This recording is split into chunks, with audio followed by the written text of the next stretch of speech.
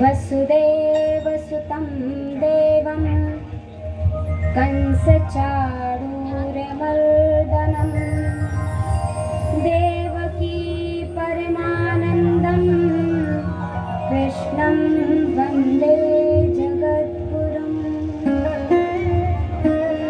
मूकं करोति वाचालं पङ्गुं लङ्घयते यत्कृपातमहं वन्दे परमानन्दमाधवम्।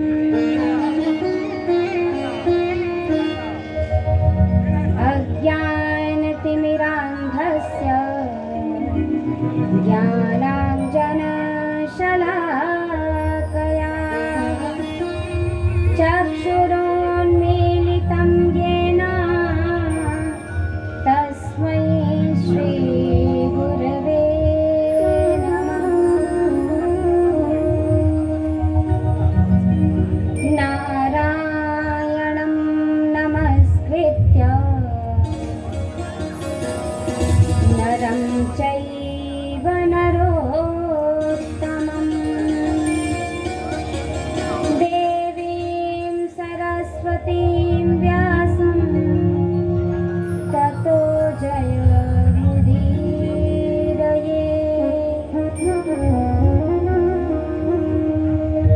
योऽन्तः प्रविश्य मम वाचमिमां प्रसुप्तां सञ्जीवयत्यखिलशक्तिधरः स्वधाम्ना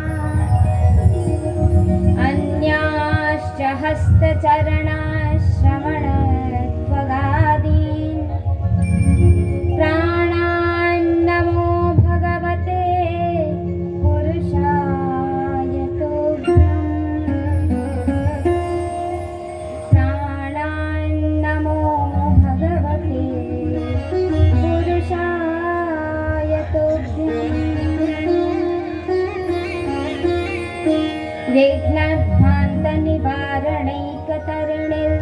विघ्नाटवीहव्यवान् विघ्नव्यालकुलाभिमानगरुणो विघ्नेयपञ्चाननः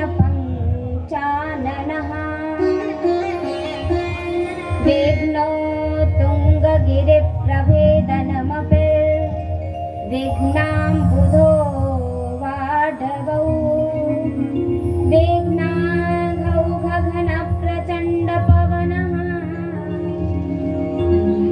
विघ्नाघौघघनप्रचण्डपवनः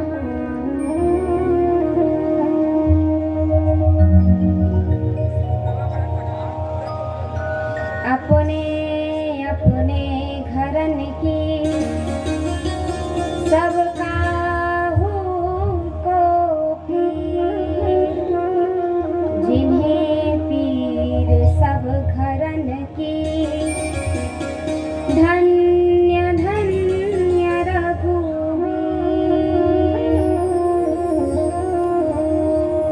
सिय राममय सब जग जानी करहु प्रणाम जोरि जुग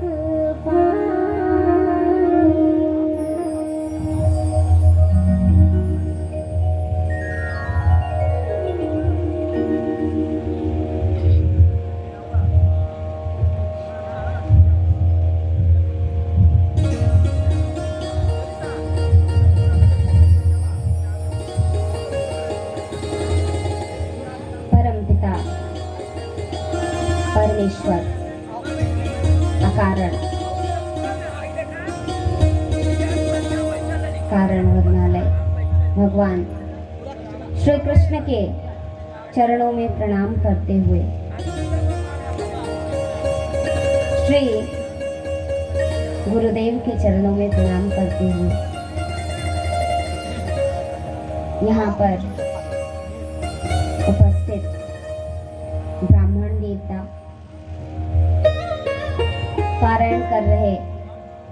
ब्राह्मण देवता, उपस्थित हमारे सभी सरस्वती के समाराधक, संगीत की आराधना में सदैव लगे रहने वाले संगीतज्ञ तथा समक्ष उपस्थित सभी भक्त तथा प्रभु के गुणगानों का श्रवण करने वाले सभी रसिकगण,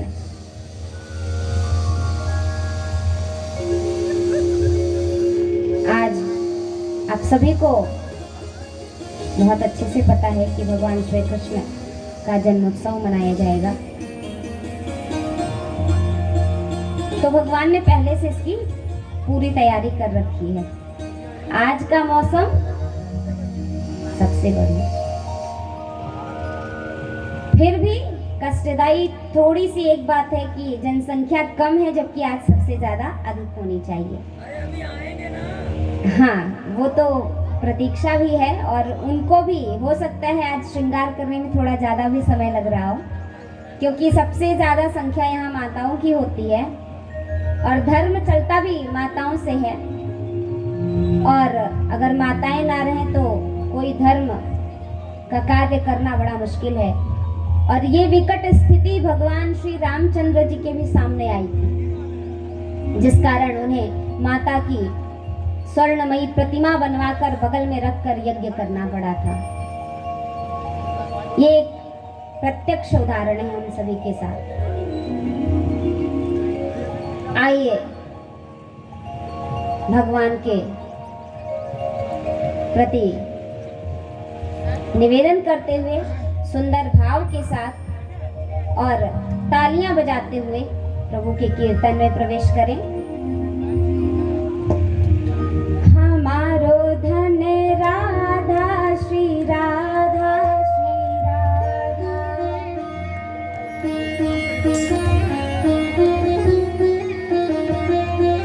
सभी प्रेम से हाथ उठा लें, क्योंकि आज कन्हैया आने वाले हैं। नहीं, ये तो आ गए हैं, जन्म लेकर भी तो आएंगे, तभी तो हम हर साल कृष्ण जन्माष्टमी मनाते हैं। कहे थे कि ये सारे उत्सव हैं और उत्सव जितनी बार मनाने का अवसर मिले हमको मनाना चाहिए। हम ये नहीं कह सकते कि एक बार मना लिया। और कथाओं में ये उत्सव मनाए जाते हैं। तो आप सभी प्रेम से तालियां बजाते हुए हमारो धन राधा श्री राधा श्री राधा, हमारो धन राधा श्री राधा श्री राधा, हमारो धन राधा श्री राधा श्री राधा, हमारो धन राधा श्री राधा श्री राधा, परम धन राधा राधा राधा राधा राधा, परम धन राधा राधा राधा राधा राधा, हमारो धन राधा श्री राधा श्री राधा, हमारो धन राधा श्री राधा श्री राधा। एक चीज, राधा बोलना इतना भी मुश्किल नहीं है, तो आप सभी बोले। कैसे? पहले आप प्रारंभ करिए।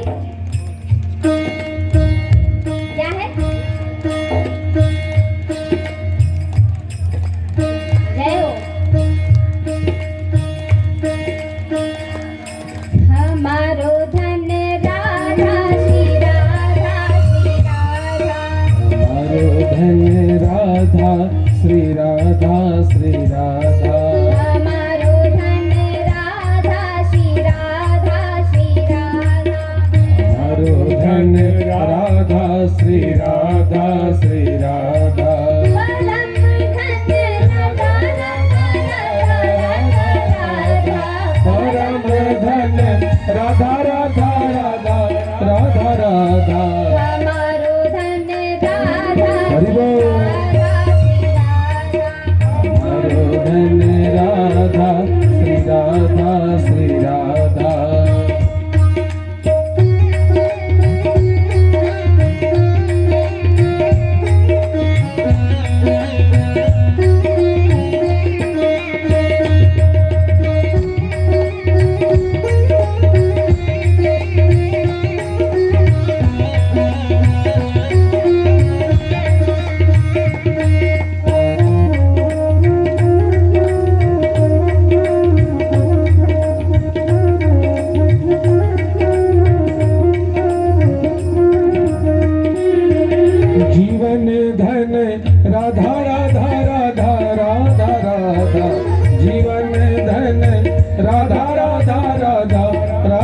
राधा, हमारो धन्य राधा श्री राधा, हमारो धन्य राधा श्री राधा, परम धन्य राधा श्री राधा।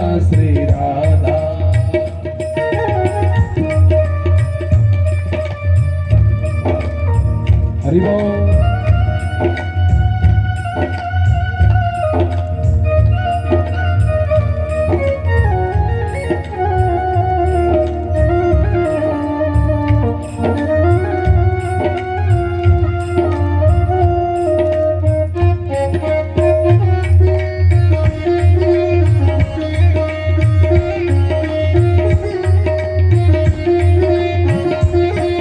बरसाने वाली राधा राधा राधा राधा राधा, बरसाने वाली राधा राधा राधा राधा राधा, बरसाने वाली राधा राधा राधा राधा राधा, बरसाने वाली राधा राधा राधा राधा राधा।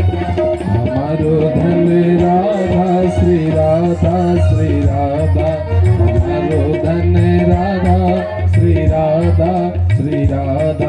हमारो धन राधा श्री राधा, हमारो धन राधा श्री राधा, हमारो धन राधा श्री राधा, हमारो धन राधा श्री राधा, धन राधा श्री राधा, हमारो धन राधा श्री राधा, हमारो धन राधा श्री राधा, हमारो धन राधा श्री राधा, श्री राधा। बोलिए राधा रानी सरकार की जय, बोलिए राधा रानी सरकार की जय, राधा रानी सरकार की जय, वृंदावन बिहारी लाल की जय, श्रीमद् भागवत महापुराण की जय।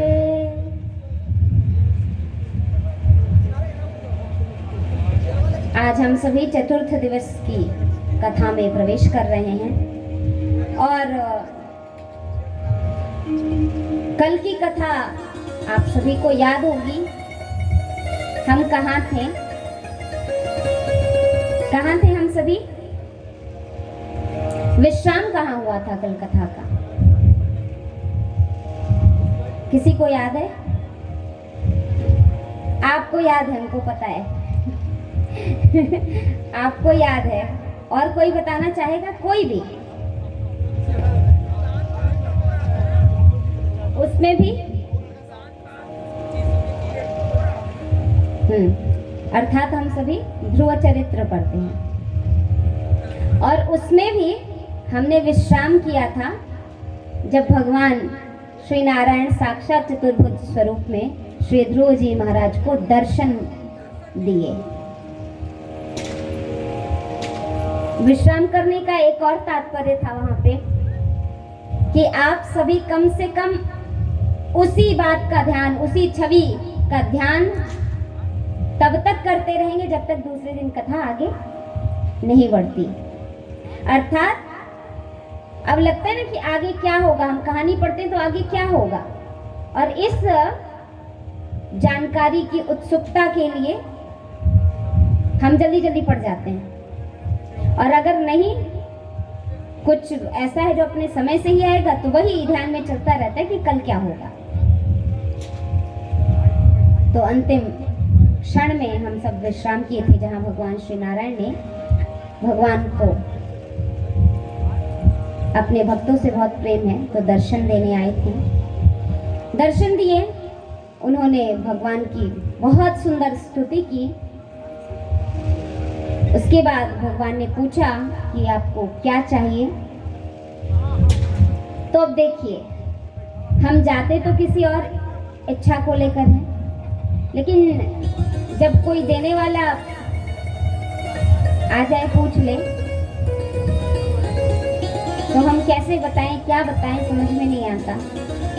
और खासकर तभी स्थिति हो जाती है जब हम ऐसा नहीं सोचे होते हैं जो हमारे सामने स्थिति प्रकट है।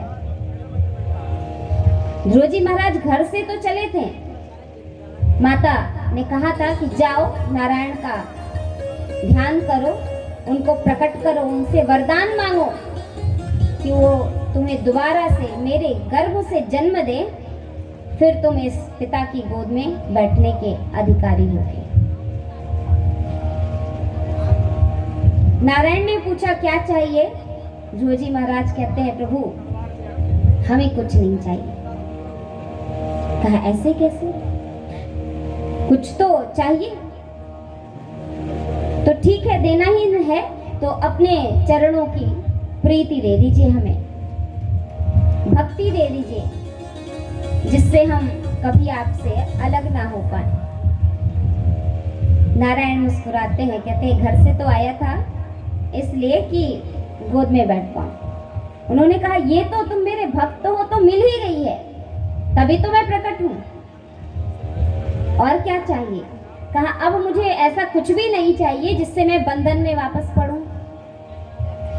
कहा कि कोई बात नहीं, लेकिन तुम राजा के पुत्र हो तो आगे तुम्हें वहां राजगद्दी तो संभालनी पड़ेगी, और तुम चूंकि मेरा दर्शन प्राप्त कर चुके हो तो तुम्हें माया प्रभावित नहीं करेगी। इस प्रकार समझा करके ध्रुव जी कहते हैं कि महाराज आप फिर वही हमें दे रहे हैं जो हम नहीं चाहते। क्यों? कहा पूर्व जन्म में मैं बहुत तप किया, बहुत मेरी तपस्या पूर्ण होने ही वाली थी, आप मुझे दर्शन देने ही वाले थे, तभी मैंने देखा कि जंगल के पार उस रास्ते से एक राजा रानी सवार होकर के रथ से जा रहे हैं, तो मेरे मन में उस समय सिर्फ एक क्षण ये भाव आया कि हे नारायण, काश मैं भी राजा रानी वाला जो सुख होता उसको भोग पाता, तो आज मैं पुनः राजा के घर जन्मा, इसलिए अब पुनः वहां नहीं जाना चाहता। आपके तप का ये प्रभाव रहा कि मुझे अपना पूर्व जन्म याद आ गया। भगवान ने समझाया मेरी माया तुम्हें प्रभावित नहीं करेगी, जाओ। ध्रुव जी महाराज आज्ञा लेकर के वापस लौटने लगे। इधर राजा को दौड़कर जाकर द्वारपाल ने बताया कि महाराज एक रथ आ रहा है जिस पर ध्रुव जी महाराज प्रभु के गोद में बैठे हुए आ रहे हैं। महाराज जो पिता माता के कहने पर कि तुम जाओ, तुम इस पर बैठने के अधिकारी नहीं हो, उस समय कुछ उत्तर नहीं दे पाया कि नहीं ये मेरा पुत्र है, ये बैठने का अधिकारी है, वही पुत्र आज आया है, तो पिता दौड़े जा रहे हैं स्वागत के लिए। जाकर द्वार पर पुत्र को गोद में लिया है, सबसे पहले गोद में लेकर बहुत सारा लाड प्यार किया है और प्रभु के चरणों में नमन किया है। कहा है कि प्रभु मैं धन्य हूं कि अपने पुत्र की वजह से हमें आपका दर्शन प्राप्त हुआ है। ईश्वर सबको ऐसा पुत्र दे जो भगवान का दर्शन कराए। ध्रुव जी महाराज आते ही सबसे पहले गए हैं माता के चरणों में प्रणाम करने, और वो भी किस माता के चरणों में पहले प्रणाम किया है? जाते ही सुरुचि माता के चरणों में पहले प्रणाम किया है, जिन्होंने अपने पिता की गोद में बैठने नहीं दिया था। सोचिए ऐसा कोई हो सकता है? उसको कुछ भी मिल जाए, कोई ताना दे दे तो उसके बाद हम उसका चेहरा भी नहीं देखना चाहते। ध्रुव जी महाराज गए, पहले सुरुचि माता के चरणों में प्रणाम किया, वंदन किया। सुरुचि का आज हृदय द्रवित हो गया, रुदन करने लगी, और ध्रुव जी महाराज कहते हैं माता मैं तुम्हें वंदन करता हूँ, ईश्वर सबको ऐसी माता दे जो प्रभु से मिलने के लिए प्रेरणा दे। मैं सिर्फ प्रभु का दर्शन कर पाया तो तुम्हारे कारण, तुम्हारे कहने से और तदनंतर उसके बाद ध्रुव जी महाराज ने अपनी माता सुनीति का वंदन किया है, उनको नमन किया है, उनका चरण स्पर्श किया है। महाराज वो माता कितनी प्रसन्न होगी, कितनी, ऐसे पुत्र को पाकर के। ऐसे श्री ध्रुव जी महाराज हैं। और ध्रुव जी महाराज की कथा इसलिए भी आवश्यक है सुनना। बहुत सारे लोग ये सोच करके इस कथा को स्पर्श करके चल देते हैं कि यह ऐसा एक बहुत प्रसिद्ध प्रसंग है जिसको सब प्रायः जानते हैं, लेकिन इसके श्रवण से यह लाभ है कि यह चरित्र हमें बताता है कि भक्ति कब से करनी चाहिए। अगर हम सोचें कि अभी तो बच्चा है, बालक है, अभी हमारे खेलने की उम्र है, तो हम खेलने में लग जाएंगे। युवा हुए, पढ़ाई लिखाई पूर्ण हुई, नौकरी किया, शादी हुआ, घर द्वार चलाया, बूढ़े हो गए। अब महाराज बूढ़े होने के बाद सामर्थ्य ही नहीं, ना उतनी देर बैठ सकते, ना प्रभु के दर्शन के लिए दूर जाकर चलकर जा सकते हैं, सामर्थ्य नहीं है। इसलिए कभी यह ना सोचे और अपने बच्चों को भी शुरू से सिखाएं, प्रारंभ से सिखाएं कि भक्ति करनी आवश्यक है। यह शिक्षा हमें इस ध्रुव चरित्र से मिलती है। ध्रुव जी महाराज को राजगद्दी सौंप करके उनके पिता माता को लेकर के वन में चले गए और वहां जाकर के उन्होंने प्रभु का वंदन किया, स्मरण किया। इधर ध्रुव जी महाराज शासन कर रहे थे, कई वर्ष बीत गए।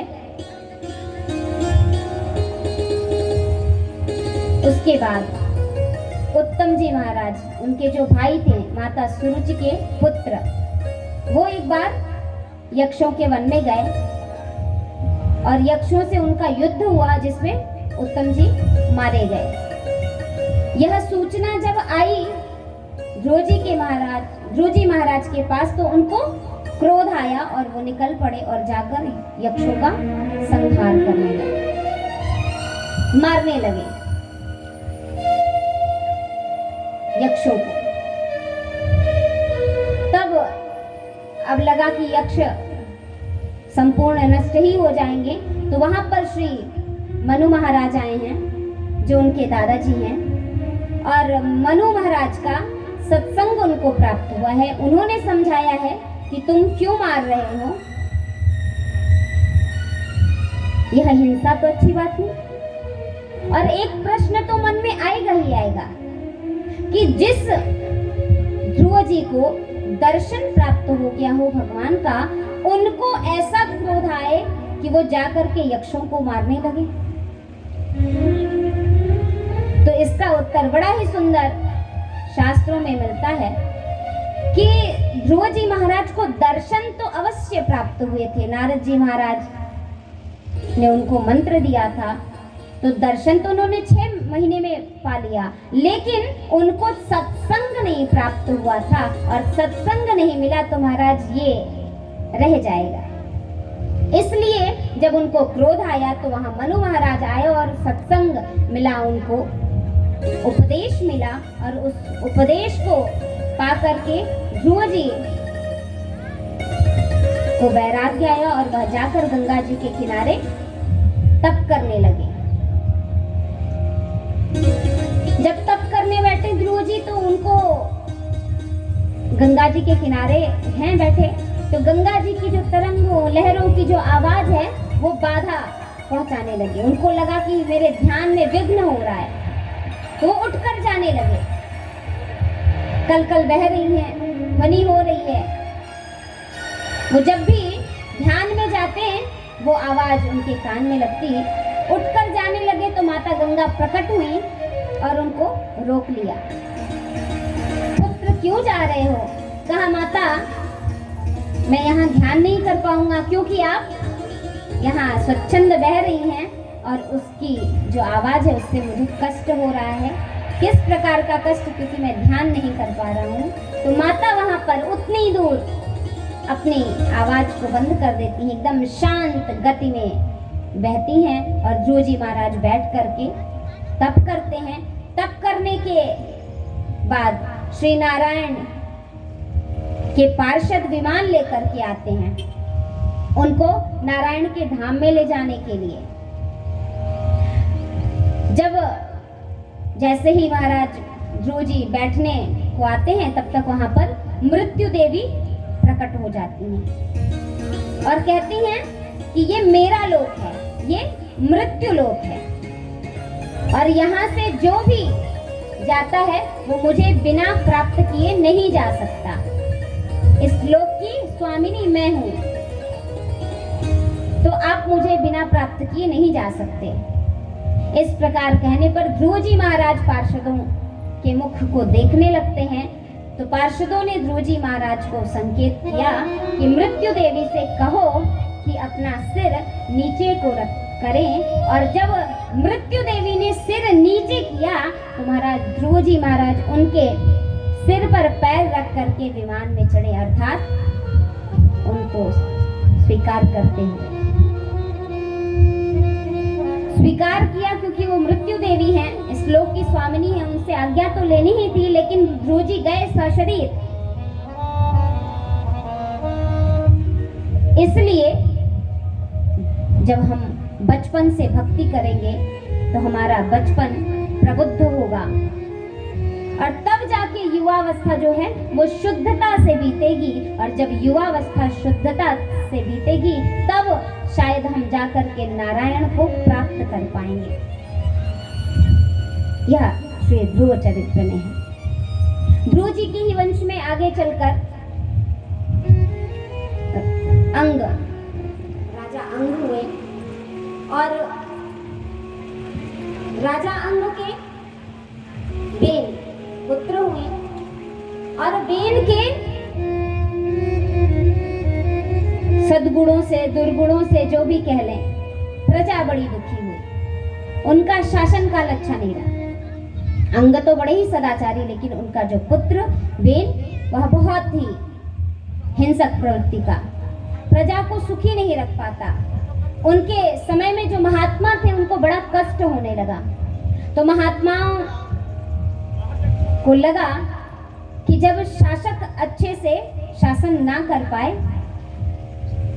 तो हमारा धर्म है कि हम उनको मार्ग दिखाएं। उन्होंने जाकर के बेन को समझाना चाहा, बेन उल्टा कुतर्क करने लगा संतों से, तो संतों ने शाप दे दिया और उस शाप के कारण वो भस्म हो गया।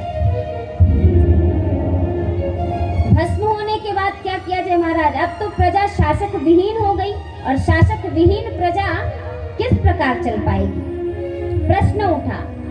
सारी प्रजा कही कि आप संतों के द्वारा ऐसा किया गया तो आप ही अब हमें कोई शासक भी दें। संतों ने पुनः बेन के शरीर का मंथन किया मंत्रों द्वारा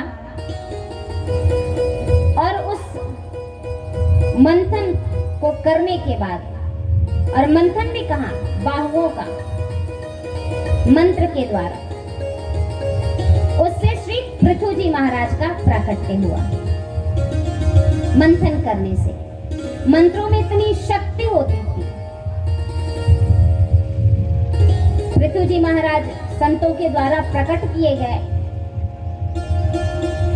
और उनको शासन सौंपा गया। पृथु जी महाराज को साक्षात भगवान का अवतार माना जाता है। कहा पृथु जी महाराज चूंकि मंत्रों से उत्पन्न हुए इसलिए प्रभु के अंश में हैं। वह बहुत सुंदर, उन्हीं से पृथु से ही इस धरती को पृथ्वी कहा गया।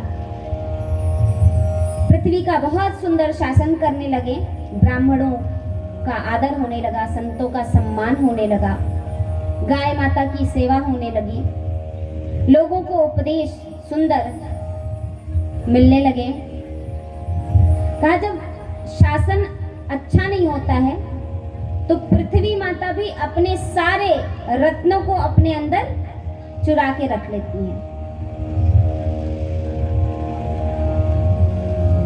लेकिन जब पृथु शासक मिले तो पृथ्वी माता प्रसन्न हुई और सब रत्न उत्पन्न किए, जिससे प्रजा बहुत सुखपूर्वक रहने लगी।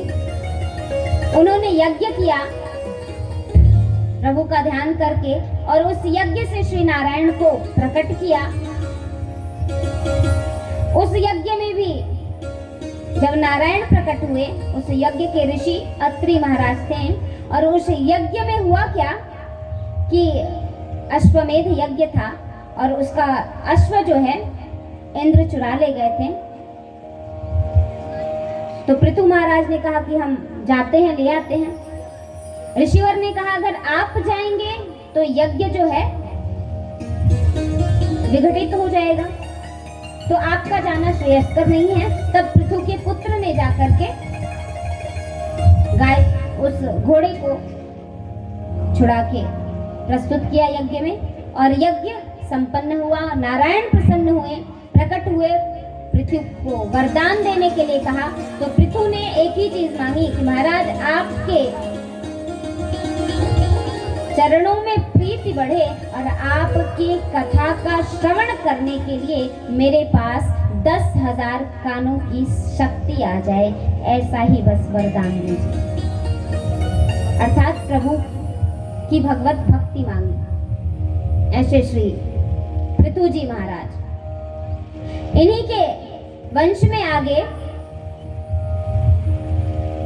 राजा प्राचीन बरही हुए, और प्राचीन बरही के यहाँ प्रचेता हुए।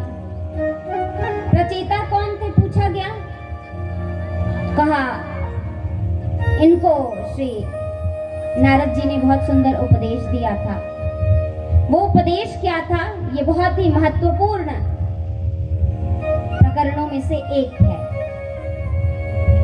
उपदेश क्या था, आप सब ध्यान पूर्वक सुनेगा। क्यों? क्योंकि जब प्रचेता जो थे वो जाकर के नारायण सरोवर के किनारे तप कर रहे थे। तप करने से भगवान शंकर प्रसन्न हुए, तो उन्होंने मंत्र दिया और यज्ञ करने के लिए कहा। यज्ञ प्रारंभ हो गया, मंत्र पढ़े जाने लगे। वहां नारद जी प्रकट हुए। उन्होंने पूछा कि आप जो मंत्र पढ़ रहे हैं, यज्ञ जो कर रहे हैं, उसका उद्देश्य, उसका प्रयोजन क्या है, आपको पता है? उन्होंने कहा महर्षि पूछ रहे हैं तो जरूर इसमें कोई गूढ़ रहस्य होगा। कहा आप बताइए महाराज। कहे तो सुनिए, हम आपको एक सुंदर छोटी सी कथा सुनाते हैं। क्या? कहा एक पुरंजन नाम का व्यक्ति था, और उसका एक मित्र था जिसका नाम था अविज्ञात। पुरंजन, उसका मित्र अविज्ञात। एक दिन पुरंजन को घूमने की इच्छा हुई कि थोड़ा भ्रमण करके आया जाए। कहा मित्र घूमने की इच्छा है, जाना चाहते हैं। तो अविज्ञात ने कहा कि जाओ, लेकिन जल्दी घूम कर आ जाना। उसने कहा ठीक है। घूमते घूमते पुरंजन एक सुंदर सी नगरी में प्रवेश किया जो नवद्वारों वाली थी।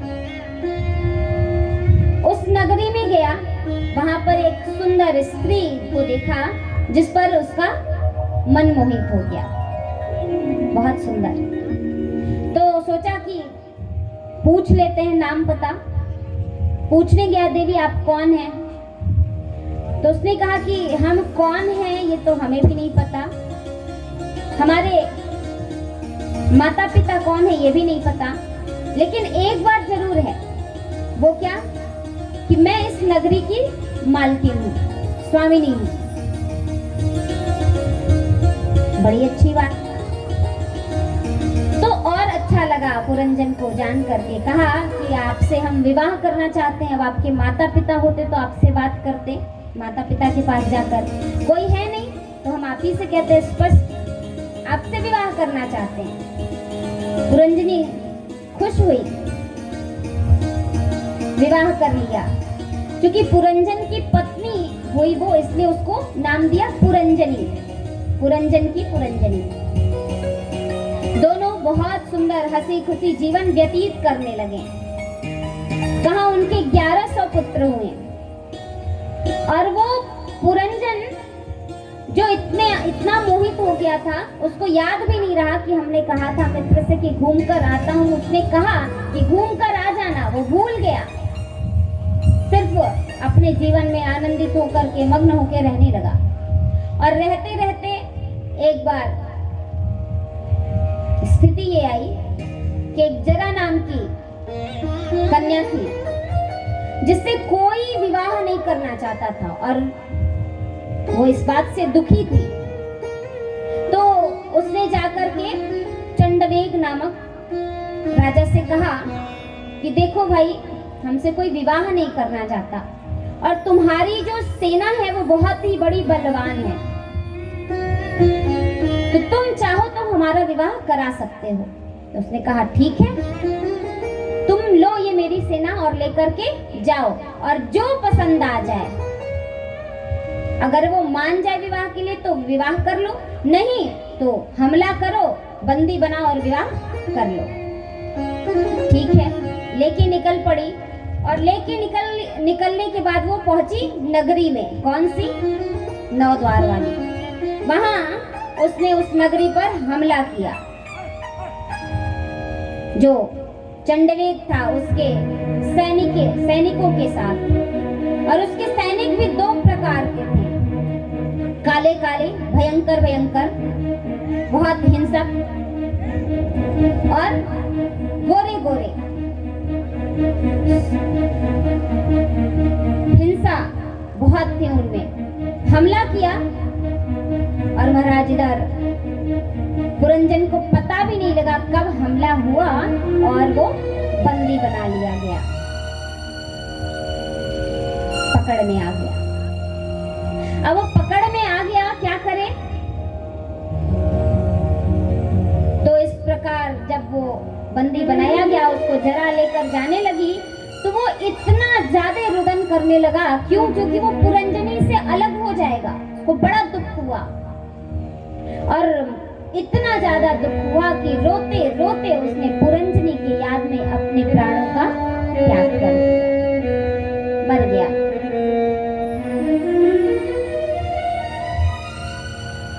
अब चूंकि अपनी अंतिम अवस्था में उसने एक स्त्री को याद किया, अपनी पत्नी का ध्यान करते करते वो मरा, इसलिए उसका जो दूसरा जन्म था वो एक कन्या के रूप में हुआ।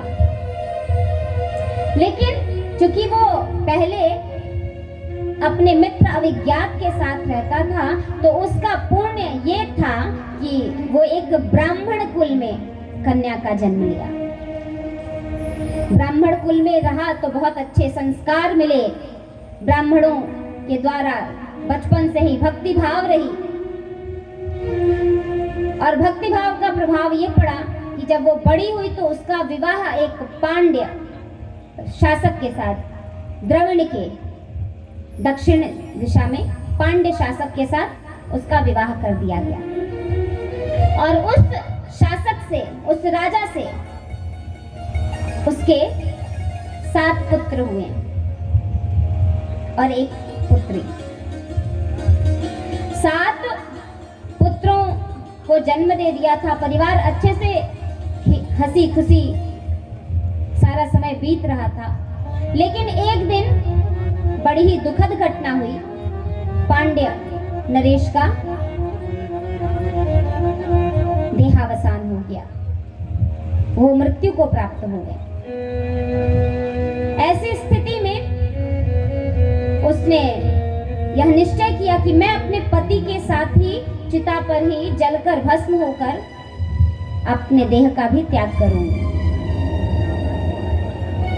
सती होना है। तो चिता लगाई गई, उस पर पति का देह था और वहीं जाकर के बैठ गई।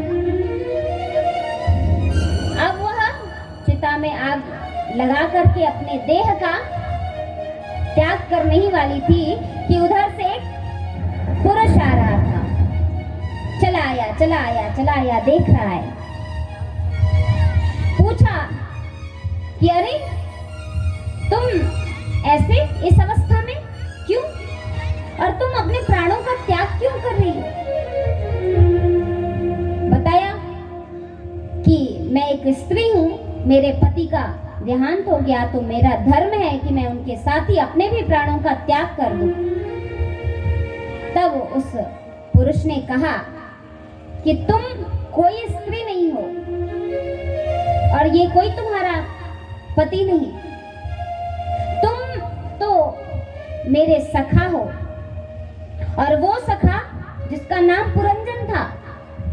तुम घूमने निकले थे और तुम नगरी में फंस गए, फिर उस पुरंजनी के चक्कर में तुमने अपने प्राणों का त्याग किया, इसलिए तुम्हारा दूसरा जन्म पुनः स्त्री का हुआ। और आज तुम अपने आप को स्त्री समझ के अपने पति के साथ अपने देह का त्याग करने जा रही हो। पहचानो। ये सारी कथा याद दिलाने के बाद पुरंजन को अपना पूर्व जन्म याद आया और उससे याद आया कि यह मैं स्त्री नहीं, मैं तो पुरंजन, और यह मेरा मित्र अभिज्ञात है। उसने उठ करके अपने मित्र को गले लगा लिया और इस प्रकार वह दोनों मित्र हंसी खुशी वापस अपने निवास स्थान पर लौट गए। कृष्ण गोविंद गोपाल गाते चलो, कृष्ण गोविंद गोपाल गाते चलो, मन को विषयों के विष से छुड़ाते चलो, मन को विषयों के विष से छुड़ाते चलो। देखना इंद्रियों के न घोड़े भगे, देखना इंद्रियों के न घोड़े भगे, रात दिन इन पे संयम के घोड़े लगे, रात दिन इन पे संयम के घोड़े लगे। अपने रथ को सुमारग चलाते चलो, अपने रथ को सुमारग चलाते चलो, कृष्ण गोविंद गोपाल गाते चलो, कृष्ण गोविंद गोपाल गाते चलो।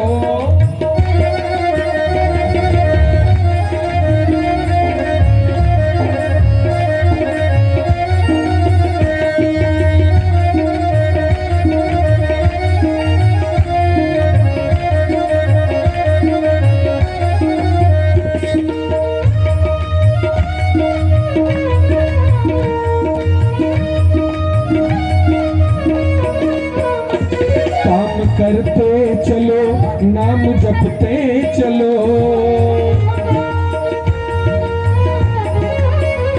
काम करते चलो, नाम जपते चलो, काम करते चलो, नाम जपते चलो, पाप की वासनाओं से डरते चलो, पाप की वासनाओं से डरते चलो, पाप की वासनाओं से डरते चलो, प्रेम भक्ति के आंसू बहाते चलो, प्रेम भक्ति के आंसू बहाते चलो, कृष्ण गोविंद गोपाल गाते चलो, कृष्ण गोविंद गोपाल गाते चलो।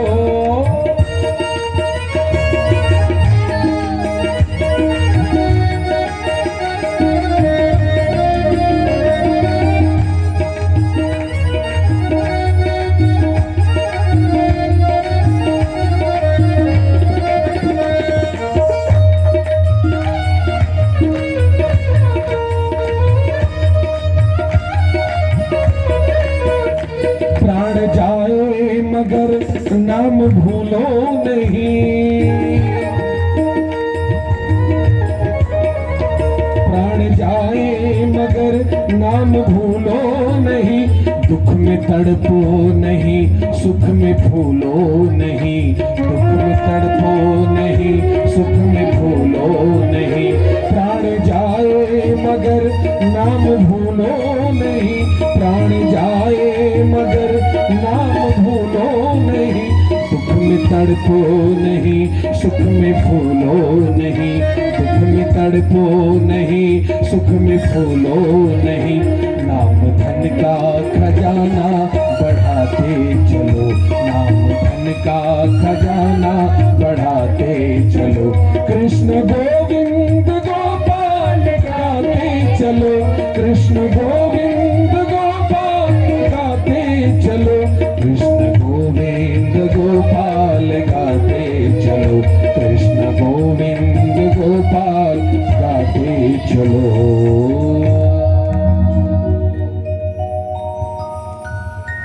कृष्ण गोविंद गोपाल गाते चलो, मन को विषयों से हरदम हटाते चलो, देखना इंद्रियों के न घोड़े बढ़े, उन पे हरदम ये संयम के घोड़े पड़े। यही कथा है। तो हम कथा में थे कि वो दो मित्र चले गए, लेकिन जब नारद जी ने पूछा प्रचेताओं से कि आपको कथा का तात्पर्य समझ में आया, तो उन्होंने कहा महाराज कथा तो बड़ी अच्छी थी, सुंदर थी, लेकिन आप कहना क्या चाह रही हैं समझ में नहीं आया, तो ध्यान से सुनिएगा। कहा पुरंजन अर्थात यह जीव, यह शरीर, पुरीम जनयति इति, जो अनेक पुरियों में जन्म लेता रहता है, 84 लाख योनियां पुरियां, वह है पुरंजन। और उसका मित्र अविज्ञात नारायण परमात्मा, इस जीव का एकमात्र मित्र वही है। घूमने की इच्छा से हम निकले,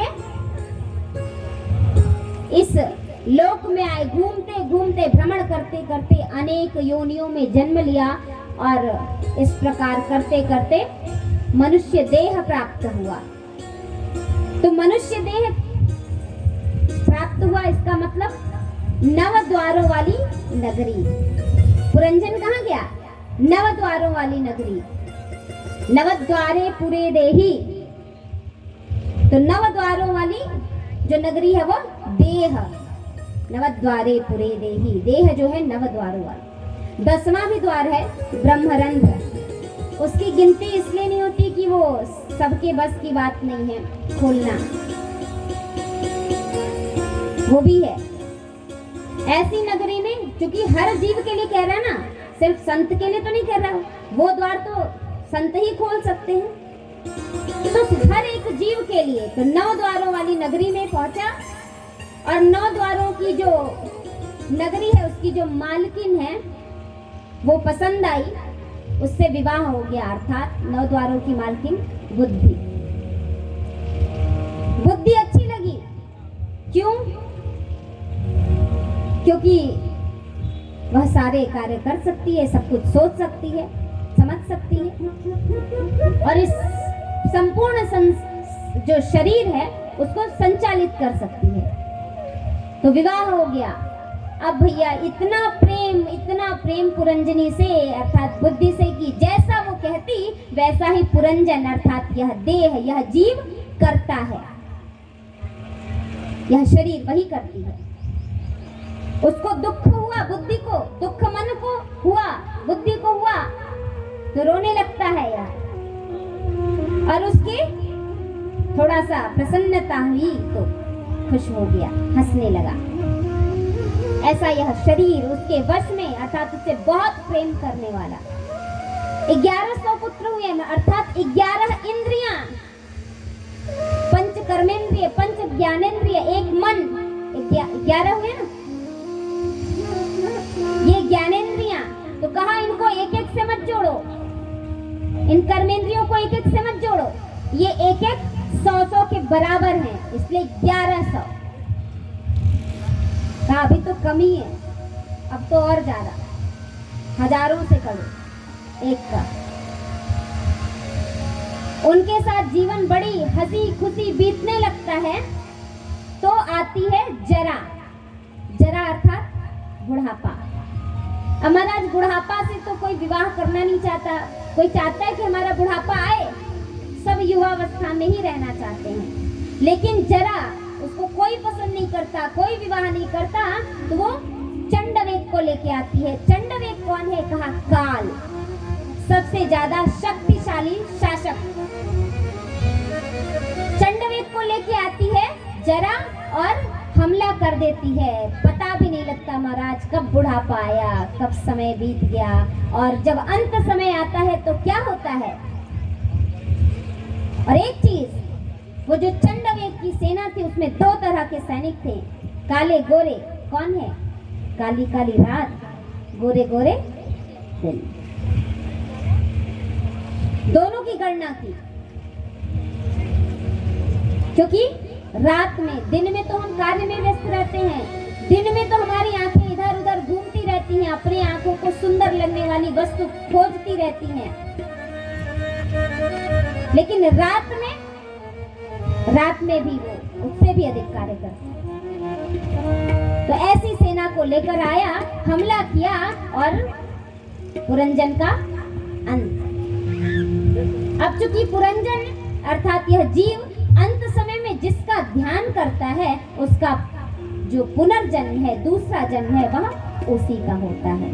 तो उसने पुरंजनी का ध्यान दिया, स्त्री का ध्यान किया, तो दूसरे जन्म में कन्या बना। और कन्या चूंकि अविज्ञात की मित्र कन्या रूप में वो थी, तो कहा कि ब्राह्मण कुल में इसलिए जन्मी, थोड़े पुण्य थे। और वहां उसके 7 पुत्र हुए, और उसकी जो शादी है, उसका जो विवाह है, वो कहाँ हुआ? द्रविड़ में, पांड्य नरेश के साथ। कहा द्रविड़ में भक्ति जो है सबसे ज्यादा है, इसलिए। और वहां जन्म लेकर के, विवाह करके पहुंचने के बाद उसने क्या किया?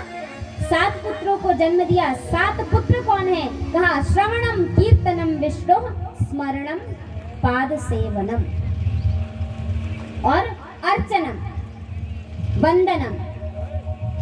नवदा भक्ति होती है, श्रवणम कीर्तनम विष्णु स्मरणम पाद सेवनम अर्चनम वंदनम दास्यम सख्यम और आत्मनिवेदनम। 2 अंतिम के। कहा 7 ही हुए, लेकिन कहा क्यों? कहा व्यक्ति जो स्वयं जीव है वह 7 को तो कर सकता है, उसके वश में है। क्या क्या? श्रवण, कीर्तन, स्मरण, पाद सेवन, अर्चन, वंदन, दास्य। लेकिन जो अंतिम है सख्य और आत्मनिवेदन, कहा वो तो तभी हो सकता है जब नारायण की कृपा हो। इसलिए 7 ही का वर्णन है। बहुत सुंदर यह प्रसंग है और सभी जीव को समझने के लिए है। इस प्रकार सुंदर यह जीव की कथा से भगवान नारद ने, ऋषि नारद ने उपदेश दिया, और उसके बाद उनको वैराग्य हुआ। प्रचेताओं को उन्होंने तप करके नारायण को प्रसन्न किया और नारायण को प्राप्त किया। आगे चूंकि आज कृष्ण जन्म तक पहुंचना है, तो हम थोड़े जल्दी जल्दी, ताकि आपकी कोई कथा ऐसी अनसुनी ना रह जाए, छूट ना जाए, थोड़ी जल्दी जल्दी चलेंगे, क्योंकि पता नहीं कितने जन्मों का पुण्य उदय हुआ तो ये सौभाग्य मिला, अब न जाने कब मिलेगा। इसलिए कथा पर हम चले। दूसरे पुत्र कौन थे उत्तानपाद के बाद? प्रियव्रत। उनके वंश का वर्णन किया। कहा उन्हीं के वंश में श्री ऋषभ देव जी महाराज प्रकट हुए, और ऋषभ देव जी के घर, ऋषभ देव जी के 100 पुत्र थे, जिसमें सबसे बड़े उनके भरत जी महाराज थे।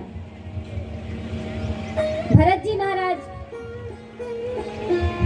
चूंकि शासन किए, विवाह हुए, पुत्र हुए, उसके बाद वह अपना घर त्याग करके वन में जाकर के तप करने लगे। महाराज शासन किया, पुत्र पुत्रियों पर छोड़ करके वन में तो चले गए। वन में जाकर तप करते समय एक बार वो स्नान करने गए नदी किनारे। स्नान करते समय बहुत जोर की वर्षा होने लगी, और उस समय एक स्थिति उनके सामने विकट ये आई कि नदी में पानी बहुत बढ़ने लगा,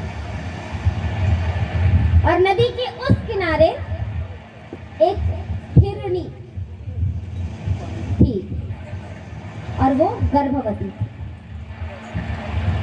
इतनी जोर की वर्षा, आंधी, हवा देख करके वो घबराई। लेकिन चूंकि गर्भवती थी, उसका बच्चा होने ही वाला था, तो उसने सोचा क्या करूं। अपने पुत्र को बचाने के लिए, अपने बच्चे को बचाने के लिए वो सोची कि मैं जल्दी से नदी में कूद करके उस पार पहुंच जाऊं। कूदी, उसी समय उसके बालक ने जन्म ले लिया और उसी पानी के भीतर ही उसकी मृत्यु हो गई। अब इस स्थिति को देख करके संत का हृदय द्रवित हुआ। वो देखे तो पहुंचे और उस पानी में से हिरनी को उठाया, ले आकर के अपने कुटिया में रखे, जहां वो जब तक करते, ध्यान करते। अब रखना तो बड़ी बात नहीं है, एक जिम्मेदारी बढ़ गई, समय से उसका ध्यान रखना, उसके भी खाने पीने की व्यवस्था करना। अभी छोटा बच्चा है, तो वो अपना ध्यान करते और उठ करके उसका सारा कार्य, खाने पीने की व्यवस्था, नहलाना धुलाना करने लगे। अब महाराज आए तो वन में तप करने थे, लेकिन तप करते करते और हिरणी का ध्यान रखते रखते कब ये उनकी अवस्था हुई कि वो तप में कम और हिरण के साथ ज्यादा समय बिताने लगे, पता नहीं लगा। जैसे जैसे बड़ा होता गया उसका ज्यादा ध्यान, कोई जानवर और उसको मार ना दे, ख्याल रखना। और एक दिन इसी प्रकार ख्याल रखते रखते तप कर रहे थे, जब ध्यान से उठे, सोचा कि भोजन दे दे, तो देखे कि है ही नहीं हिरण। तो ढूंढे अगल बगल, कहीं नहीं, तो उनको उसकी चिंता होने लगी। अब जब भी ध्यान करने बैठते तो मन में एक चिंता साथ साथ चलती कि पता नहीं कहाँ है, कोई जानवर ना मार दिया हो, सुरक्षित तो है। आए थे माया मोह छोड़कर, यहाँ जंगल में भी माया मोह ने पकड़ लिया। और अंत समय जब आया तब भी उनको उसका ही ध्यान था, इसलिए जब मृत्यु हुई तो उनका दूसरा जन्म हिरण के रूप में हुआ जंगल में। पूर्व जन्म में बहुत तप किए थे, इसलिए हिरण के जन्म में भी उनको ये सब याद था कि मैं कौन हूँ, मेरा क्या कर्तव्य है। तो निरंतर हिरण के रूप में भी प्रभु का ही ध्यान रखते, स्मरण करते। एक दिन जंगल में आग लग गई। जब आग लगी तो सारे जानवर भागने लगे बचने के लिए। कोई नदी में कूद रहा, कोई दूसरे स्थानों पर सड़क से पार करके दूसरे जंगल में जाने की व्यवस्था करने लगा, लेकिन हिरण वही अपनी अवस्था में टिका रहा। और इस प्रकार जंगल की आग में जल करके उसकी मृत्यु हो गई। पुनः प्रभु का नाम जपने के कारण तीसरा जन्म एक ब्राह्मण कुल में हुआ। और ब्राह्मण कुल में हुआ, लोग बहुत प्रसन्न हुए, लेकिन उनको सब याद था अपने पूर्व 2 जन्मों की कथा। तो इस जन्म में वो शुरू से ही प्रभु का ध्यान धरने लगे। पिता चाहते थे, ब्राह्मण कुल के थे, तो वेद का अध्ययन करा दे, प्रवीण कर दे कर्मकांड में, लेकिन वो कुछ याद नहीं करते। सोचते कि अगर याद करके ये सब करने लगेंगे तो फिर इन्हीं में रह जाएंगे। पिता ने बहुत कोशिश किया, नहीं हुआ। माता पिता की मृत्यु हो गई। अब भाइयों के अनुसार रहने लगे। क्योंकि हमेशा अपने ध्यान में ही रहते तो कोई कार्य भी नहीं किया करते, तो घर वालों ने भी घर से निकाल दिया। जाकर एक खेत में बैठ गए। कोई काम तो था नहीं, बस ध्यान ही रखना है, प्रभु का स्मरण ही करना है। अब वहां क्या हुआ कि खेत में बैठे ही थे, उधर बगल में एक भील राजा ने माँ भद्रकाली के यहाँ मनौती मानी थी कि हे माई, हे जगत जननी, हे जगदम्बा, हे काली माँ, हे भद्रकाली, अगर हमें पुत्र हो गया तो मैं आपको एक नर बलि चढ़ाऊंगा। भवानी को बलि दी जाती है, तो उसको बहुत प्रतीक्षा के बाद पुत्र हुआ तो नर बलि जैसा कि देना वो चाहता था, उसके लिए अपने राज्य के सभी सेवकों से कहा कि जाओ एक व्यक्ति, एक आदमी, एक नर मनुष्य पकड़ के लाओ ताकि उसकी बलि दी जा सके। अब महाराज क्यों दूर जाए खोजने के लिए, देखा खेत में बड़े ही ध्यान में बैठे हुए हैं और स्थिति तो ऐसी, किसी नहाने धोने खाने पीने से कोई लेना ही देना नहीं। कहे कि इसी को ले चलते हैं, पागल जैसा लग भी रहा है देखने में, ले जाएंगे तो ज्यादा ऐतराज भी नहीं करेगा, मना भी नहीं करेगा। तो लेकर कहे कि चलो उठ के चलना है। पूछा कहाँ? कहा कि हमारे राजा ने कहा है किसी को पकड़ के लाने के लिए, तो चलो। ले गए तो देखा कि महाराज बहुत हट्टा कट्टा सुंदर शरीर वाला नर पकड़ के लाया गया है। उनको नहलाया धुलाया गया, खाने को दिया गया, उन्होंने पेट भर खाया। खाने के बाद कहा गया चलो मंदिर में ले जाया गया। कहा गया कि अब शीश झुका करके खड़े रहो। शीश झुकाकर भी खड़े हो गए, झुकाकर खड़े हैं और जैसे ही उस भील राजा ने उनकी बलि देने के लिए तलवार निकाला और चलाने के लिए जैसे ही आगे बढ़े, महाराज मूर्ति में से भद्रकाली प्रकट हो गई। बोलिए काली मैया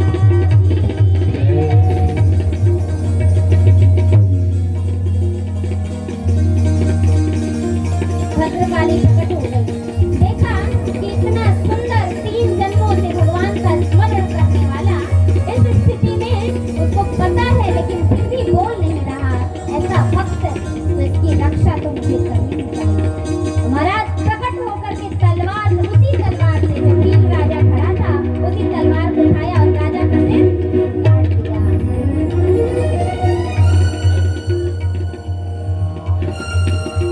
काट करके माता अपने रूप में अवस्थित हो गई। इधर वो ब्राह्मण कुल में जन्मे चल दिए अपने रास्ते। माता ने तो रक्षा कर दी, चरणों में प्रणाम किया, चल दिए और जा ही रहे थे रास्ते में चल के कि मार्ग में राजा की सवारी पालकी से जा रही थी। पालकी को ढोने वाला एक कहार जो था उसकी तबीयत खराब हो गई। तबीयत खराब होने के कारण अब रथ को, जो पालकी है उसको 3 लोग कैसे ढोए, तो राजा ने आदेश दिया कि जो कोई भी मिले पकड़ लो। तो फिर कहारों ने जड़ भरत जी को देखा, उस ब्राह्मण पुत्र को पकड़ लिया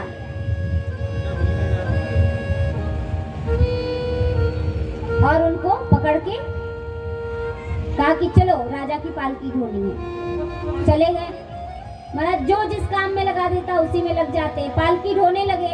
अब पालकी ढोते ढोते इतना बड़ा तपश्चर्या करने वाला व्यक्ति देखता, ध्यान रखता कि अगर कोई जीव दब के हमसे ना मर जाए, तो उनकी दृष्टि मार्ग पर होती नीचे। और वो राजा रघुगढ़ थे जो जा रहे थे कपिल भगवान से उपदेश लेने के लिए सत्संग में।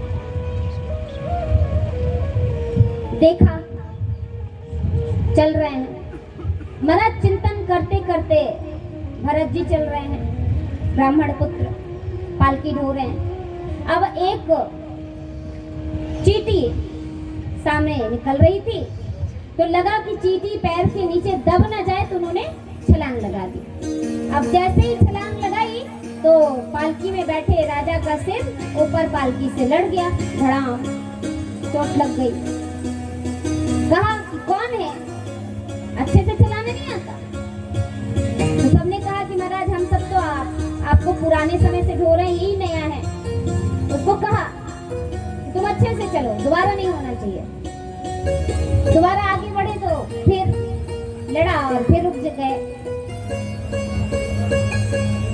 अब रुकने के कारण राजा को क्रोध आया कि मैं सत्संग में नहीं पहुंच पाऊंगा। तो कहे कि चलो बताते हैं अभी। रोका और उतरे। कहा कि तुम कैसे व्यक्ति हो, इतनी हट्टी कट्टी मोटी ताजी शरीर है, तुमसे पालकी नहीं रोई जा रही। अब वो सुने तो उनको लगा कि अगर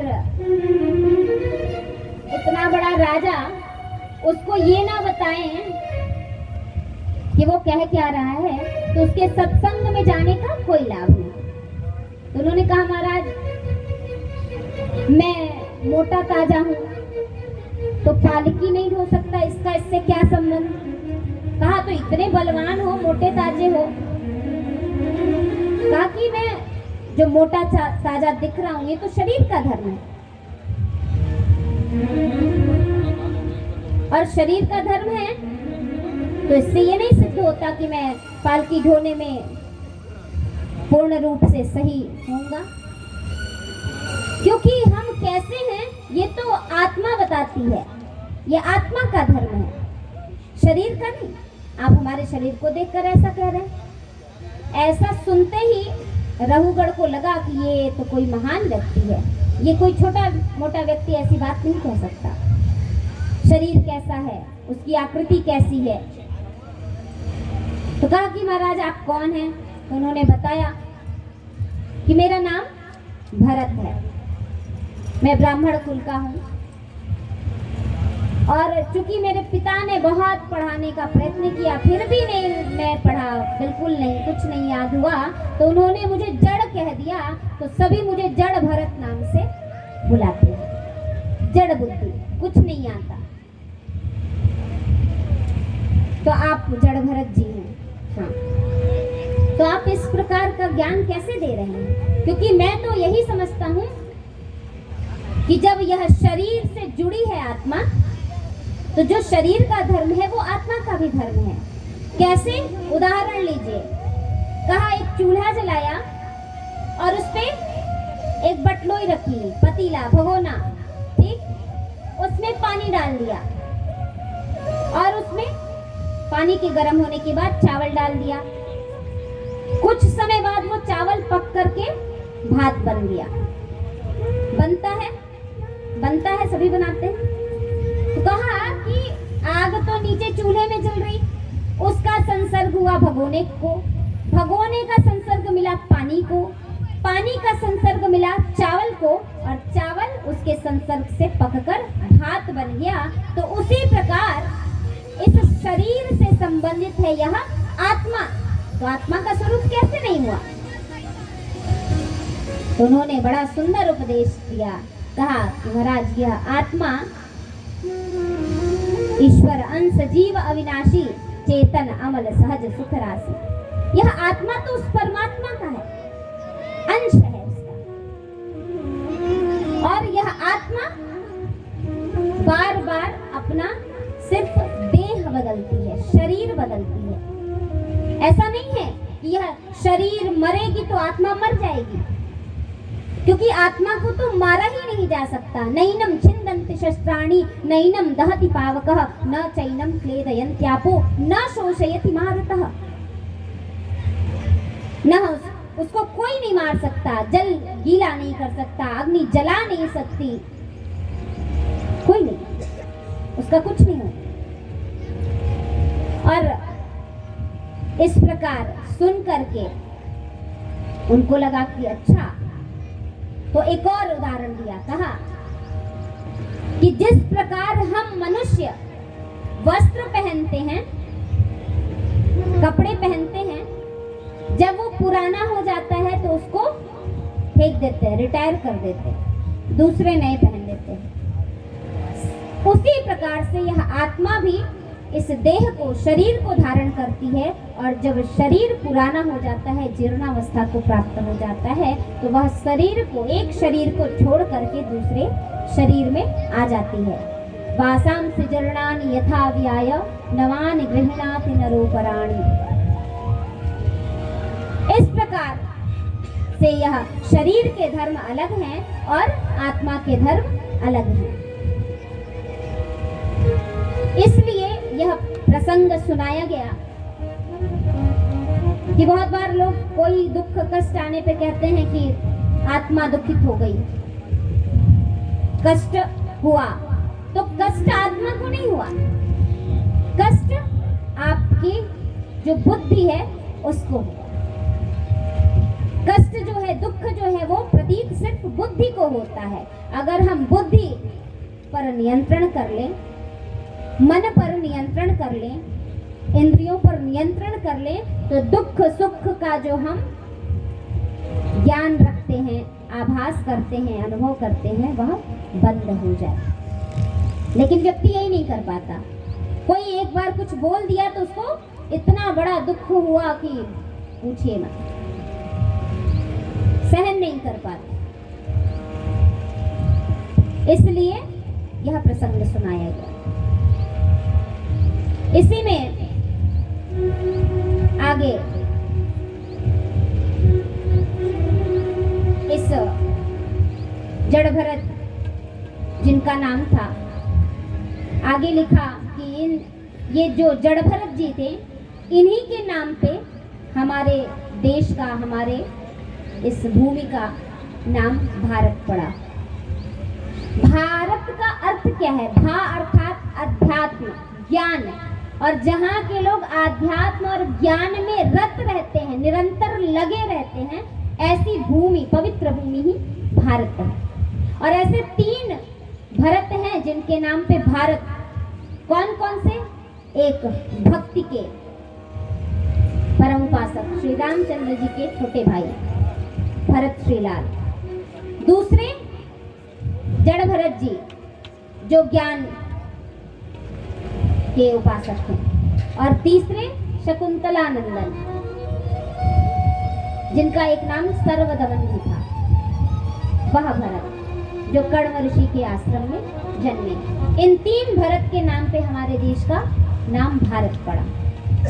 ऐसी पवित्र भूमि में हम रहते हैं जहाँ सभी चीजें एक साथ प्राप्त होती हैं, सभी संस्कृतियां एक साथ रहती हैं, हर तरह के लोग हर वेशभूषा के एक साथ रहते हैं। ऐसी यह पवित्र भूमि। इसके बाद उन्होंने, श्री परीक्षित जी महाराज ने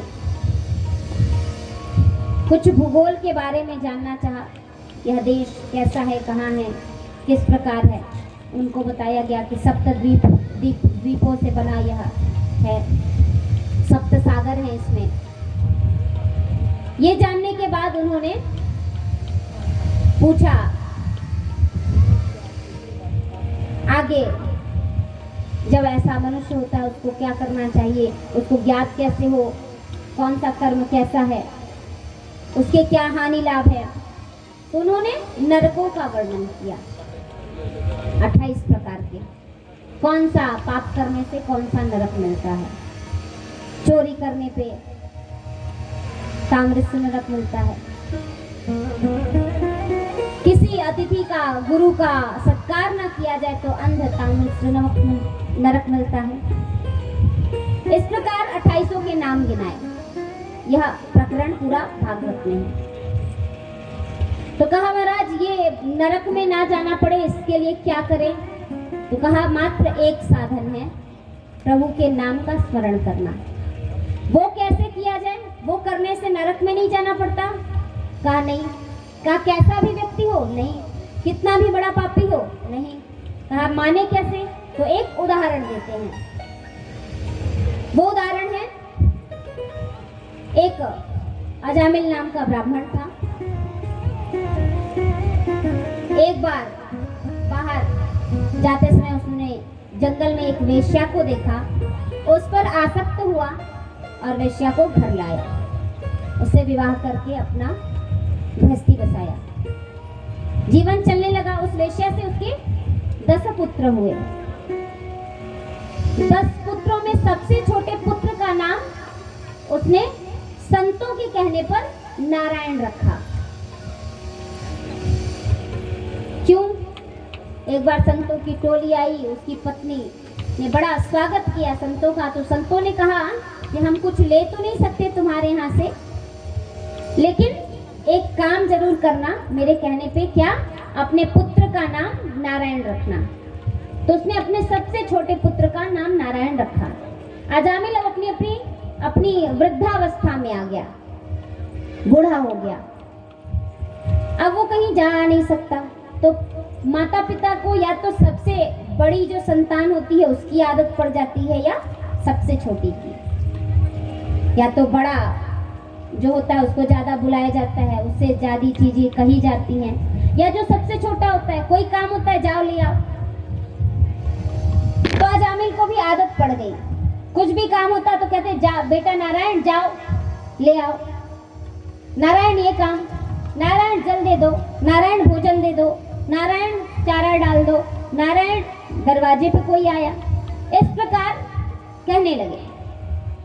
और जब उनकी स्थिति आई ऐसी कि वो बिस्तर पे हो गए, वृद्धावस्था में, अब प्राण जाने ही वाले थे, तो उनको लेने के लिए यम के दूत आए।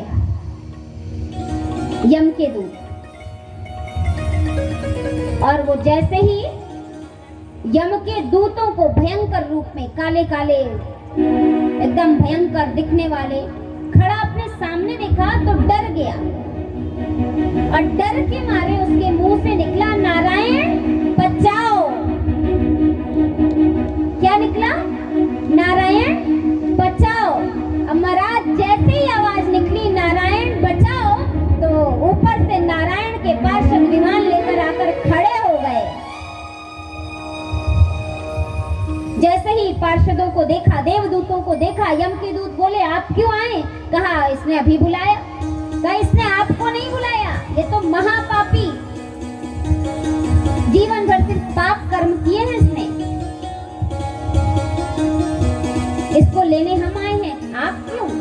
कहा इसने नारायण नाम लिया। कहा नारायण तो अपने बेटे को बुलाया। कहा महाराज हमारे भगवान जो नारायण है वो कहते हैं भाव कुभाव अनख आलस भाव कुभाव अनख आलस हो, नाम जपत मंगल दिसि दस हो, नाम जपत मंगल दिसि दस हो, भाव कुभाव अनख आलस हो। कामात् द्वेषात् भयात् स्नेहात्, कोई मुझे किसी प्रकार भजे, काम से भजे, भय से भजे, स्नेह से भजे, भक्ति से भजे, भजे तो सही, एक बार बुलाए मैं पहुंच जाता हूँ। तो उसने नारायण लिया है नाम, अब चाहे जैसे भी लिया हो, तो ये तो हमारे ही साथ जाएंगे, तुम्हारे नहीं। उठो और जाओ। भगा दिया यमदूतों को। यमदूत गए यमराज के यहाँ, कहा महाराज देखिए बड़ी गुंडागर्दी बढ़ गई है, हम आपके दूत हैं, इसका मतलब ये थोड़ी कि देवदूत हमें इस प्रकार भगा दे। आप ही ने कहा था कि उसको ले आना है, बड़ा पापी है। मैं गया तो उसने भगा दिया। कहा क्यों भगाया? कहा कहते हैं कि उसने कहा अंत समय कि नारायण बचाओ। यमराज ने कहा बस बस बस, चुप चुप। क्यों? दोबारा ये नाम यहाँ मत लेना, वरना जितने पाप भोग रहे हैं उनके कान में गया तो उनको यहाँ से हमें हटाना पड़ेगा। ये सब नरकगामी जो हैं नारायण नाम का श्रवण कर लिए तो फिर हम बैठे रह जाएंगे, मक्खी मारते हमारे यहाँ कोई काम नहीं बचेगा। ऐसा नाम का प्रभाव है।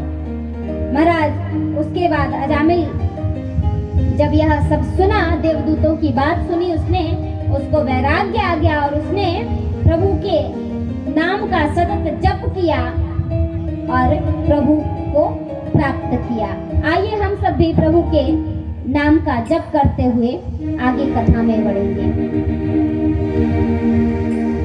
श्री कृष्ण गोविंद हरे मुरारी, हे नाथ नारायण। कृष्ण गोविंद हरे नारायण वासुदेव कृष्ण गोविंद हरे मुरारी हे नाथ नारायण वासुदेव कृष्ण गोविंद हरे मुरारी हे नाथ नारायण वासुदेव हे नाथ नारायण वासुदेव हे नाथ नारायण वासुदेव हे नाथ नारायण वासुदेव हे नाथ नारायण वासुदेव कृष्ण गोविंद हरे मुरारी हे नाथ नारायण वासुदेव कृष्ण गोविंद हरे मुरारी हे नाथ नारायण वासुदेव। बोले नारायण भगवान की जय, नारायण भगवान की जय, नारायण भगवान की जय। ऐसे नारायण के नाम स्मरण का, पुण्य प्रताप का वर्णन यह सुनाया। कहा इतना ही नहीं, भगवान ने कहा है कि किसी भी प्रकार से पूजो, भाव कुभाव अनख, तो अनख भी कहा मने शत्रुता से भी, कामाद द्वेषाद भयाद स्नेहा, किसी भी प्रकार पूजो। तो इसकी एक और कथा कहा, इसीलिए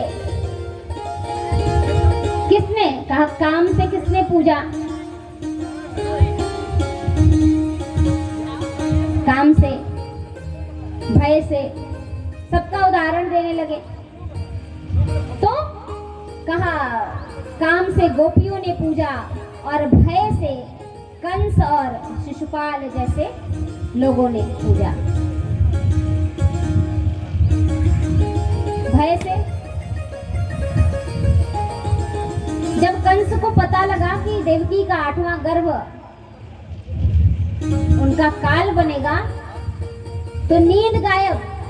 अब सिर्फ यही चिंता रहती थी मन में कि वो 8वां गर्भ कब आएगा। तो निरंतर भय में उसने प्रभु का ध्यान किया, इसलिए उसको भगवान ने मुक्ति दी, उसका उद्धार किया। कहा शिशुपाल भी जब द्वारिकाधीश पांडवों के यहाँ यज्ञ में गए थे, उनका सर्वप्रथम पूजन हुआ, तो वहां शिशुपाल उस सभा में खड़ा होकर के भगवान को गालियां देना प्रारंभ कर दिया। ये पूजा जाएगा सर्वप्रथम, क्यों? और इस प्रकार गालियां देते देते जब अपने पाप का घड़ा भर लिया, अपना समय पूरा कर लिया, भगवान सहते सहते, सुनते सुनते पूर्ण कर लिए सारी क्रियाओं को। 1001 गालियां हो गई, तो उठे, चक्र चलाए और शिशुपाल का गला कट गया। और जब शिशुपाल खत्म हुआ महाराज, तो उसके शरीर से एक दिव्य ज्योति निकली और वो ज्योति जाकर प्रभु के देह में विलीन हो गई। कहा ऐसे गाली देने वाले शिशुपाल को भी भगवान ने अपने अंदर विलीन कर लिया। ऐसे हैं श्री नारायण। तो उनको जो जिस प्रकार भजता है, उसको वो उस रूप में मिलते हैं। इसी प्रकार आगे कथा सुनाते सुनाते कहते हैं कि देखो, जो प्रभु के पार्षद है ना, जय और विजय, उनको तो प्रभु का सतत सानिध्य प्राप्त है। वो उन्हीं की सेवकाई करते हैं, उन्हीं के पार्षद ही हैं, उन्हीं के द्वारपाल बन के खड़े रहते हैं। ऐसे पार्षदों को भी, ऐसे देवदूतों को भी, ऐसे उनके द्वारपालों को भी भगवान उद्धारने के लिए किस किस प्रकार की लीलाएं करते हैं और उद्धार करना क्यों पड़ता है, तो ये भी बताइए। कहा एक बार जो है वैकुंठ लोक में सनत सनंदन सनातन सनत कुमार पहुंचे श्री प्रभु का दर्शन करने, तो द्वारपालों ने रोक दिया। जय और विजय दो द्वारपाल रोक करके कहा कि आप अभी प्रभु के यहाँ नहीं जा सकते, उनके विश्राम का समय है। अब महाराज इतना सुनते ही उनको क्रोध आ गया कि हम सनत सनंदन सनातन सनत कुमार प्रभु के इतने प्रिय हैं, सतत प्रभु का ध्यान करने वाले हैं, और तुम हमें रोक रहे हो। जाकर एक बार कहो कि हम उनसे मिलने आए हैं। उन्होंने कहा नहीं नहीं नहीं जाना है। तो क्रोधित होके उनके द्वारपालों को शाप दे दिया श्री सनत कुमारों ने। कहा कि तुम्हें प्रभु का सानिध्य प्राप्त है तो तुम्हें बहुत अहंकार है, जाओ तुम राक्षस कुल में हो जाओ, असुर बन जाओ। प्रभु की सेवा करने वाले को असुर होने का शाप दे ही रहे थे कि प्रभु के कान में यह आवाज गई। प्रभु दौड़े दौड़े बाहर आए और द्वार पर आकर के स्वागत किया सनत कुमारों का। पूछा ऋषिवर क्या काम था, लेकिन तब तक यह शाप देकर के पूर्ण हो चुकी कथा। तो शाप तो हो गया, अब शाप को बदला नहीं जा सकता, क्या करें। तो उन्होंने कहा कि महाराज अब तो आपने जो कह दिया वो होगा ही, लेकिन अब इनका उद्धार कैसे हो ये भी बताइए। तो उन्होंने जाकर के उनके उद्धार के लिए ऋषिवर से प्रार्थना करते ही ऋषिवर ने कहा कि कोई बात नहीं, अब यह हो गया, लेकिन इनका उद्धार स्वयं आपके द्वारा होगा। ठीक। तो वही भगवान के जो द्वारपाल थे जय और विजय नाम के, उनको ही राक्षस कुल में जन्म लेकर के आना पड़ा और वह ही हिरण्याक्ष और हिरण्यकशिपु बने। और हिरण्याक्ष का वध किस प्रकार हुआ, वाराह अवतार लेकर भगवान ने मारा, इसकी कथा आप कल सुन चुके हैं। तो हिरण्याक्ष का वध होने के बाद जो भाई था हिरण्यकशिपु, उसको बड़ा क्रोध आया, तो उसने मन में संकल्प लिया कि मैं इन नारायण से युद्ध अवश्य करूंगा और अपने भाई के मृत्यु का बदला लूंगा। इस प्रकार ले तो लिया संकल्प, लेकिन नारायण से युद्ध करके जितना इतना आसान नहीं है। तो उसने तप करना शुरू किया। और विष्णु पुराण में ऐसी कथा आती है कि जब हिरण्यकशिपु गया तप करने, तो वहां पर उसने देखा कि एक तोता है जो बैठ करके नारायण नारायण का जप कर रहा है। तो वो बैठा तप करने, तो जब भी ध्यान लगाता तो वो नारायण नारायण सुनाई देने लगता। तो उसने सोचा कि ये तो विघ्न हो जाएगा, हम नहीं कर पाएंगे। तो वो घर को लौट आया, आकर के अपनी पत्नी कयाधु को बताया। उसने पूछा आप इतनी जल्दी कैसे लौट आए, तो बताया कि वहाँ मैं तप कर रहा था, वहाँ एक तोता आकर के नारायण नारायण जपने लगा। तो कयाधु सोची अच्छा, पूछा क्या, फिर कहा नारायण नारायण जपने लगा, इसीलिए मैं चला आया, अब हम बाद में जाएंगे। ठीक। उसी समय जब लौट कर आया तो उसके दिमाग में, उसके मस्तिष्क में एक ही बात बस चलने लगी कि वो तोता कब नारायण नारायण बंद करे और मैं जाऊं और तप करूं और तप करके प्रसन्न करके ब्रह्मा जी को वरदान लेकर आऊं और विष्णु से नारायण से युद्ध करूं। उसी समय उनकी पत्नी कयाधु गर्भ धारण की। उसके बाद वो उठा और चला गया तप करने के लिए, और इस प्रकार उसने तप करना प्रारंभ कर दिया। इधर इंद्र को पता लगा क्या है कि हिरण्यकशिपु तप करने गया है, तो वो सोचा कि कुछ करना चाहिए, अन्यथा ये देवलोक खतरे में पड़ जाएगा। तो जाकर के कयाधु को बंदी बनाकर लेके जाने लगे। मार्ग में नारद जी मिले, रोका, क्या कर रहे हो, ऐसा अनर्थ नहीं करना चाहिए। कहा ये गर्भवती है और इसका जो बालक होगा वह भी तो असुर कुल का ही होगा, इसलिए हम इस स्त्री को तो कुछ नहीं करेंगे, बस इतना चाहते कि ये बालक जन्म ना ले। ठीक है, ये अच्छी बात है, लेकिन तुम कैसे जान गए इंद्र कि ये गर्भ में जो बालक है वो असुर बालक है? क्योंकि मैं तो यही जानता हूँ कि कयाधु के गर्भ में जो बालक है वो भगवान का बहुत बड़ा भक्त है। जैसे ही सुना भगवान का बहुत बड़ा भक्त है, तो उसने कयाधु को छोड़ दिया। कयाधु अब कहाँ जाएं? तो नारद जी उनको अपने साथ अपने आश्रम ले गए, और वहां उन्होंने कहा कि जब तक ना आ जाए तुम रहो। वहां रहकर उन्होंने संतों का संग प्राप्त किया, कथाएं श्रवण की, कीर्तन किया, और उसका प्रभाव उनके बालक पर आया, जो हिरण्यकशिपु और कयाधु के बालक के रूप में आए, जो प्रहलाद कहे जाते हैं। जन्म हो गया। उधर ब्रह्मा जी को प्रसन्न किया और प्रसन्न करके वरदान ले लिया। कहा कि हमें वरदान चाहिए कि हम अमर रहें। तो ब्रह्मा जी ने कहा कि भैया अमर तो हम भी नहीं है, मेरी भी आयु द्विपरार्ध की है, हम आपको कैसे अमर रहने का वरदान दे दें? तो ठीक है, हम जो मांगते हैं वो दे दीजिए।